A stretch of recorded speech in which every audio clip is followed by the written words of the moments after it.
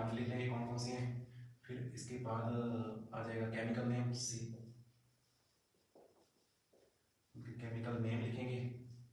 फिर उसके बाद आ जाएगा उनका सोर्स, स्रोत लिख लेंगे उनके सोर्स लिख लेंगे। फिर उनकी डेफिशिएंसी से कौन सी डिसीज होती है, उनकी डेफिशिएंसी से कौन सी डिसीज हो जाती है, ये भी लिखना है।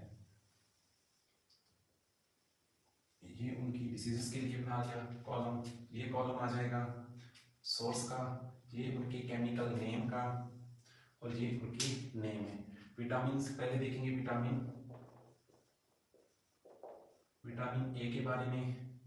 फिर देखेंगे विटामिन B1, फिर देखेंगे विटामिन सी, फिर देखेंगे विटामिन डी, फिर आ जाएगा विटामिन ई, फिर आ जाएगा विटामिन के।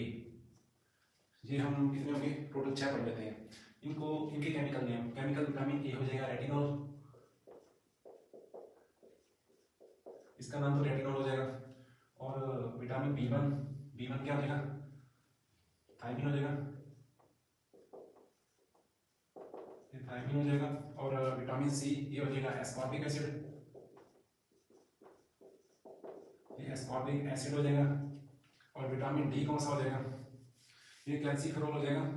हाँ, ये कैल्सीफेरॉल हो जाएगा, ये कैल्सीफेरॉल हो जाएगा। विटामिन ई ये हो जाएगा इसका नाम टोकोफेरॉल, ये टोकोफेरॉल हो जाएगा। और बचा विटामिन के, ये हो जाएगा फिलोक्विनोन,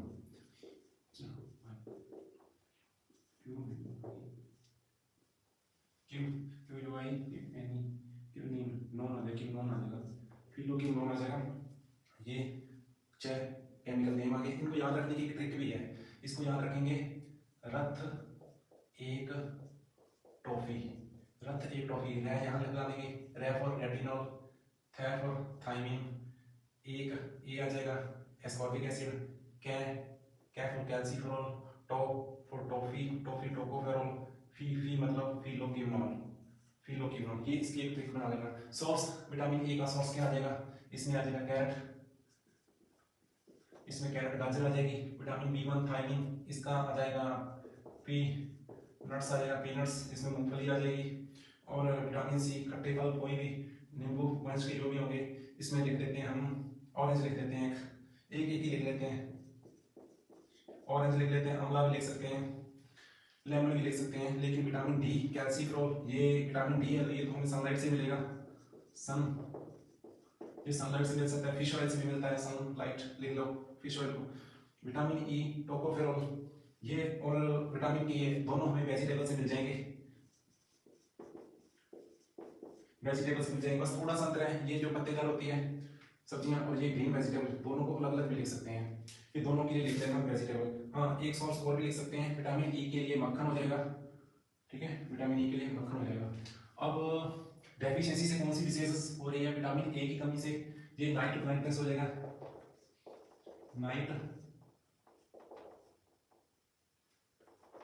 ब्लाइंडनेस हो जाएगा, रतौंधी रोग हो जाएगा। और विटामिन B1 की कमी से हो जाएगा बेरी रोग हो जाएगा विटामिन B1 की कमी से।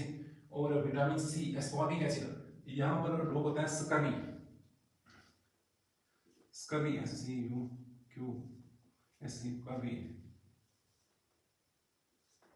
स्कर्वी लिख सकते हैं यार, स्कर्वी, पहले मैं इसको हिंदी में लिख देता हूँ, उसमें स्पेलिंग गलत हो सकती है, स्कर्वी, बाद में इसको देख के करेक्शन करेंगे, स्कर्वी। और ये क्यों है, ठीक है, ये क्यों है स्कर्वी। अब बचा क्या इसमें, विटामिन डी, इसमें तो रिक्टस आ जाएगा, हड्डियां सूख जाती है, इसमें रिकेट्स आ जाएगा, हड्डियां सूख जाती है इसमें।